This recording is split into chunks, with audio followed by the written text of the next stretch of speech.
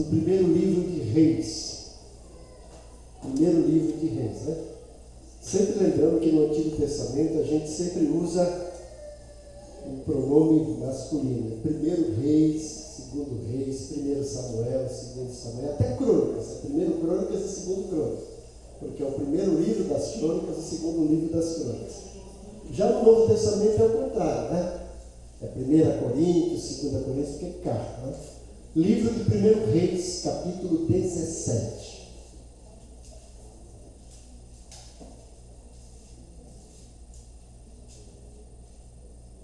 Leremos do versículo 1 até o versículo 5.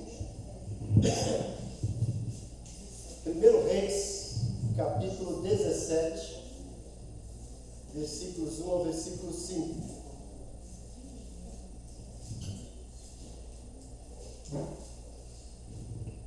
Todos encontraram aí? Alguém ajude aí a irmã Marisa? Ah, já achou? Já. Ah, já. Então, todo mundo, Dora já está aí? Isso. 1 Reis, capítulo 17. 17. Mais ou não mais aí, Márcia? Já foi? 1 Reis, capítulo 17. Vamos ler do versículo 1 até o versículo 5. Diz o seguinte: Ora, Elias de Tisbe, em Gileade, disse a Acabe: Juro pelo nome do Senhor, o Deus de Israel, a quem sirvo, que não cairá orvalho nem chuva nos anos seguintes, exceto mediante a minha palavra.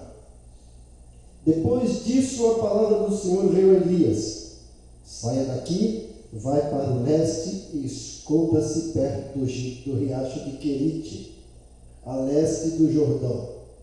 Você beberá do riacho e dei ordem aos corvos para o alimentarem lá. Ele fez o que o Senhor lhe tinha dito. Foi para o riacho de Querite, a leste do Jordão, e ficou lá. Os corvos lhe traziam pão e carne de manhã e de tarde, e ele bebia água do riacho. Eu gostaria que nós olhássemos para esse texto e pensamos sobre o título: A confiança do servo do Senhor. A confiança do servo do Senhor. Nesse texto encontramos o grande profeta Elias, conhecido por ser um homem de audácia, de volúpia, um homem destemido, que foi usado grandemente por Deus no período do rei Acabe e a sua esposa perversa Jezabel, ali no reino do norte, as 12 tribos de Israel. Então, Elias, diante desse cruel e malvado rei de Israel, Acabe, com toda a sua característica típica de um ministério ao mesmo tempo ousado e intrépido, mas ao mesmo tempo um ministério que era caracterizado pela confiança no Senhor. Ele, nesse texto, se dirige a Acabe e faz uma declaração ousada. Nessa declaração de Elias, encontramos alguns elementos que definem a confiança de um servo do Senhor.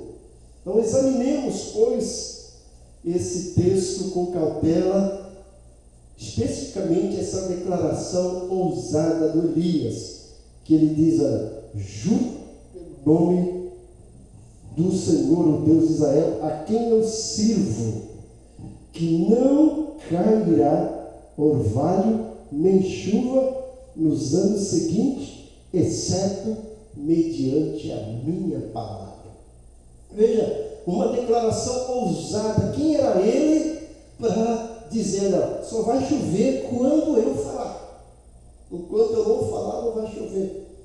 Ele não era senhor do tempo.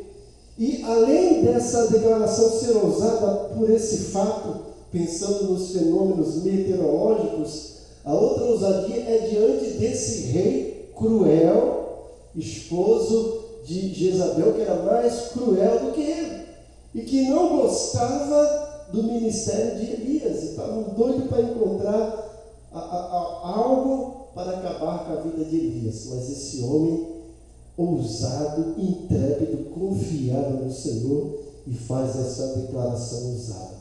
E olhando essa declaração ousada, podemos encontrar alguns elementos importantes que definem essa confiança que não apenas Elias tinha, mas que qualquer pessoa que realmente se declara serva ou servo de Deus pode confiar e pode ter essa segurança.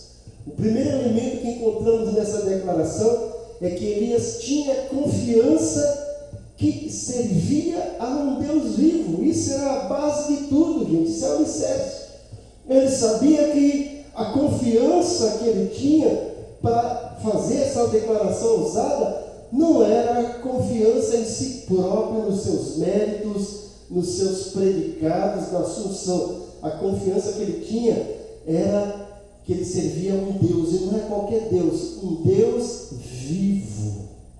Ele mesmo diz isso. Ele servia a um Deus vivo, diferente dos outros deuses. E por que eu digo um Deus vivo? Porque naquele tempo Acabe tinha trazido para Israel, reino do norte, deuses de outras nações, principalmente Baal e Astarote.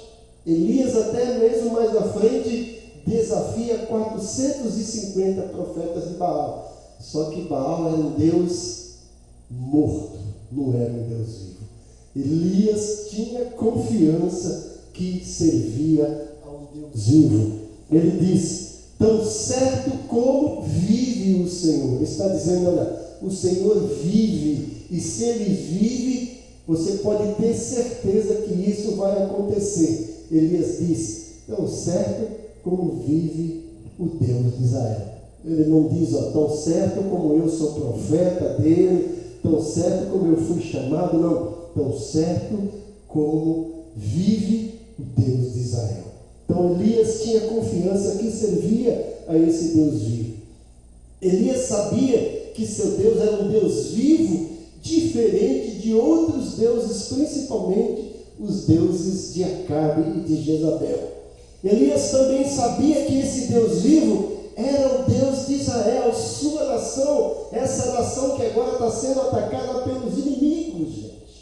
Lá já do passado, esse povo que está atacando Israel são descendentes de quem? De Ismael, aquele filho que Abraão teve com Agar, por não esperar a promessa de Deus. São descendentes. E há muito tempo que esses povos estão tentando tirar Israel do mapa, mas Israel sempre vai renascendo das cinzas. Israel sumiu do mapa, mas em cumprimento às profecias de Ezequiel 37, Ezequiel renasce. Em 1948, Israel voltou a ser nação. O Deus de Elias era o Deus de Israel e continua sendo esse Deus de Israel.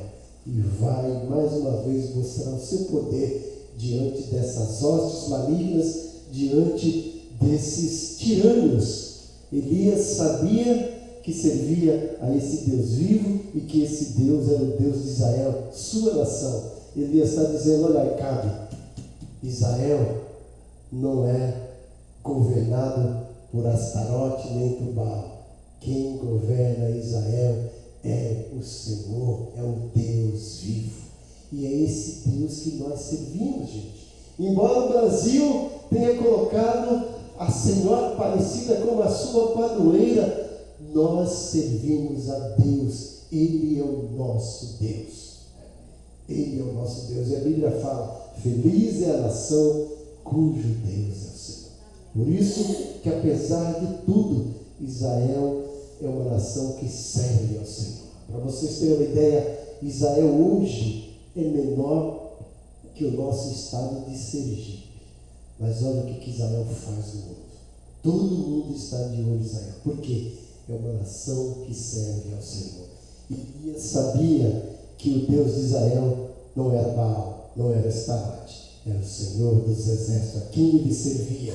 Ele era um Deus vivo que falava com Elias. Ele fala aqui com Elias, ele orienta, diz o versículo 2: Depois disso, a palavra do Senhor veio a Elias. Elias servia a esse Deus vivo que se comunicava com ele, diferente de Baal, que não falava com ninguém. Deus chamou: Elias, vem cá, vou te orientar. Sai daqui, se esconde, vai lá para o riacho de Queribe, lá eu vou te alimentar. Olha, Elias servia a esse Deus que falava com ele. Ele era um Deus vivo que respondia às orações de Elias, o que não acontecia com Baal. Deus, o rei Acabe, que não respondia às suas orações. Quando a gente vê no capítulo 18, que aqueles 450 profetas de Baal estavam lá clamando, pedindo para Baal responder e mandar fogo, Baal não respondeu e não mandou fogo. Por quê? Baal não era um Deus vivo. Elias servia a esse Deus vivo que falava com ele e que sustentava ele. Olha que coisa maravilhosa, gente. Quando você vê esse versículo 2 e 3. Depois disso, a palavra do Senhor veio a Elias e disse: sai daqui, vai para leste e esconda-se perto do riacho de Queribe, a leste do Jordão. Você beberá do riacho. E olha o que Deus fala: dei ordens aos corvos para o alimentarem lá. Elias, vai lá, fica tranquilo, você vai ter água para beber. Mas não é só água não, os corvos vão te levar comida. Então Elias era servido pelos garçons que vinham lá do céu trazer comida para ele, porque ele servia a um Deus vivo, ele confiava nesse Deus. Por isso ele podia fazer essa declaração usada: olha, eu vou te dizer que não vai chover, não vai cair orvalho do céu nos próximos anos, até que eu diga. Ele falou isso porque ele confiava e servia a um Deus vivo. O segundo elemento que encontramos nessa declaração é que Elias tinha confiança de que era um servo desse Deus vivo. Ele não apenas servia, mas ele tinha convicção de que ele era verdadeiramente esse servo de Deus. E não apenas uma pessoa que se comunicava com ele, que gostava de Deus. Sabe por quê, gente? Tem muita gente hoje que diz que está servindo a Deus, mas na realidade não está servindo a Deus.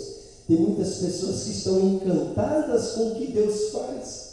É uma espécie de seguidor à distância. Se vocês prestarem atenção no ministério de Jesus, durante o tempo que ele ficou aqui, muitas pessoas iam atrás dele, multidões, mas iam atrás dele não para servi-lo, mas para serem servidos com pão, com peixe, com milagres. Mas os que levaram Jesus a sério, que ficaram servindo ele, foram 12. Esse sim era o verdadeiro servo de Deus. Elias tinha a convicção de que ele era o verdadeiro servo do Deus vivo e não apenas uma pessoa que servia, que seguia de longe e que gostava do que Deus fazia. Não, ele era um servo de Deus. Ele diz: olha, eu, tão certo como vive o Senhor Deus de Israel, perante cuja face eu estou. Ele está dizendo: eu estou perante ele, não estou apenas de longe, eu estou perto dele, eu sigo ele, eu sirvo ele. Elias tinha certeza que estava a serviço desse Deus vivo. Elias tinha certeza que era representante desse Deus aqui na terra. Ele sabia que Deus o tinha chamado para ser profeta, ou seja, ele era encarregado de trazer a vontade de Deus. Ele era a boca de Deus para as pessoas daquela época. Ele tinha plena convicção disso. Não é uma pessoa que acordou e colocou a mão na cabeça e disse: eu fui escolhido por Deus. Não. O chamado dele foi claro, foi específico, e ele tinha certeza disso. Elias tinha sido escolhido pelo Deus vivo para estar à sua disposição. A hora que Deus falava, prontamente Elias se colocava à disposição e respondia: estou aqui, Senhor, pode falar. E tudo que Deus falava, Elias ia lá e fazia. E às vezes nós falamos que somos servos de Deus e sabemos o que Deus espera de nós, mas não fazemos. Isso nos diz claramente que nós não somos verdadeiros servos, né? Estamos contentes com o que Deus faz, mas estamos deixando de ser verdadeiros servos de Deus.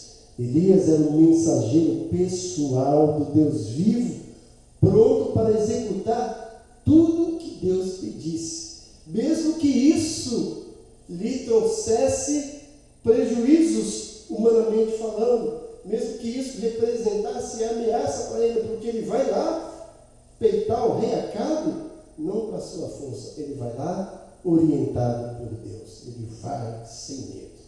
Vocês conhecem a história de Elias. Elias estava lá no monte e Jezabel e Acabe mandou 50 soldados chamar Elias. E os 50 soldados foram lá. Olha, o rei Acabe quer que você vá lá. Olha, servo do Senhor, o rei Acabe quer falar com você. O que Elias diz? Olha, se eu sou servo do Senhor, desça fogo do céu e consuma vocês. Esse é o fogo que consumiu aqueles 50. Aí vai mais 50. E Elias, se eu sou servo de Deus, desça fogo do céu. Aí foi o terceiro e falou assim: por favor, homem de Deus, não faça conosco o que vocês fizeram com os outros. Tem piedade de nós, tem piedade da nossa vida. Elias falou: agora sim, agora eu vou lá falar com esse rei. Veja que ousadia desse homem, porque ele tinha convicção que realmente era servo desse Deus vivo. Terceiro elemento que encontramos nessa declaração é que Elias tinha confiança que o poder desse Deus vivo a quem ele servia estava à sua disposição. Deus tinha liberado o poder. Olha, Elias, você pode usar isso aqui. E é por isso que ele fala: olha, não vai chover, não vai descer o vale, enquanto eu não disser que chova. Nem orvalho nem chuva haverá nesses anos, segundo a minha palavra, ele diz.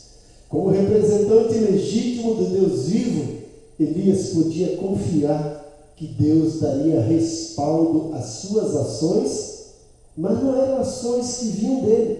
Essas ações eram dirigidas pelo próprio Deus. Deus vai, Elias faz. Elias fazia e tinha plena certeza que ia acontecer como ele tinha dito. Porque ele não tinha dito nada de si próprio, ele tinha dito exatamente aquilo que Deus tinha falado. Hoje nós estamos aí bombardeados por um bocado de pessoas que se dizem profetas e que não trazem verdadeiras profecias. Eu falo que são profetadas, né? A gente escuta por aí pessoas dizendo: o mundo vai acabar em 2000, acabou nada, o mundo vai acabar em 2012, acabou nada. Tinha uma tal mãe de Ná, né? Mãe de nada, dizendo um bocado de coisa, não aconteceu nada. Tanta gente dizendo aí que ia acontecer tanta coisa, não aconteceu nada, porque falavam de si próprio. Elias falava aquilo que Deus lhe tinha orientado, e ele tinha convicção que aquilo ia acontecer. Elias confiava no poder e no caráter desse Deus vivo. Ele sabia que se Deus tinha falado, Deus tinha caráter e ia exatamente acontecer aquilo, porque Deus tinha caráter e ao mesmo tempo poder. Elias confiava nesse dueto de caráter e poder desse Deus a quem ele servia. Elias podia ser ousado e corajoso a fazer essa declaração diante daquele rei malvado, pois sabia que Deus jamais o deixaria na mão. E é isso que acontece com aquele que realmente serve a Deus, aquele que confia no servo do Senhor. Você não acha que realmente Elias foi ousado nessa declaração? Foi, né? Agora pense um pouco sobre o que diz Tiago 5,17, não precisa procurar. Tiago 5,17 diz o seguinte: Elias era homem semelhante a nós, sujeito aos mesmos sentimentos. Portanto, se Elias era semelhante a nós e sujeito aos mesmos sentimentos, às nossas falhas, nós também podemos usar da mesma ousadia que ele usou. Podemos também ter a mesma confiança que Elias teve, porque servimos a um Deus vivo. Somos servos desse Deus vivo e temos o poder desse Deus vivo à nossa disposição. Que honra, que maravilha poder servir a esse Deus vivo e chegar para alguém e falar sem medo de errar. Olha, vai acontecer, porque Deus me falou, vai acontecer.